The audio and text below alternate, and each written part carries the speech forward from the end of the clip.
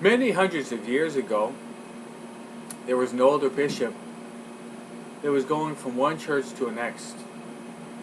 And he preached, "Love one another as I have loved you." Then he went to the next church and he preached the same thing. "Love one another as I have loved you."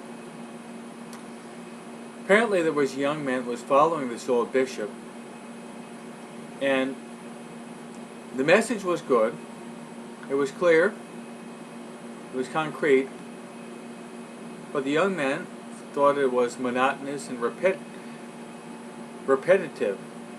So one day the young man approaches the older bishop, who would only preach, "Love one another as I've loved you."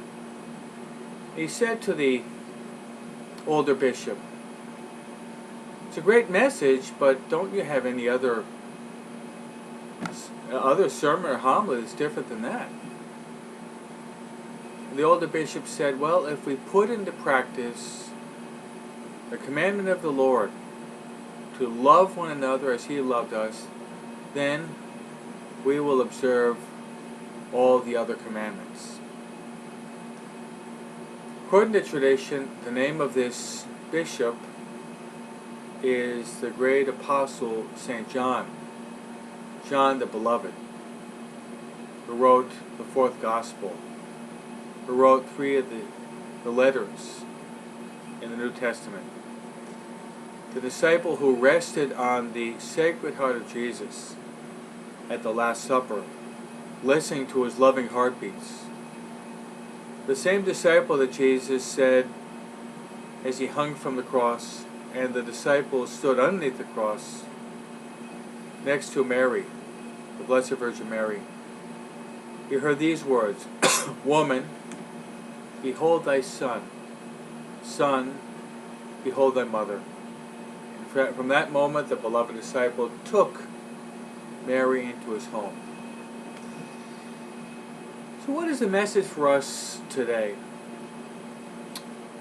The greatest of all virtues is that of love or charity.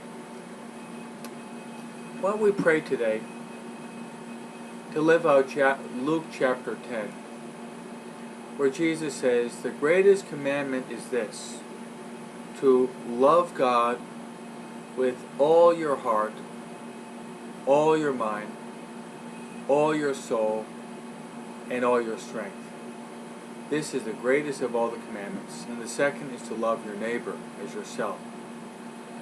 So let's ask Mary, she who loved God more than anyone else on earth, that we would daily grow in the love of God.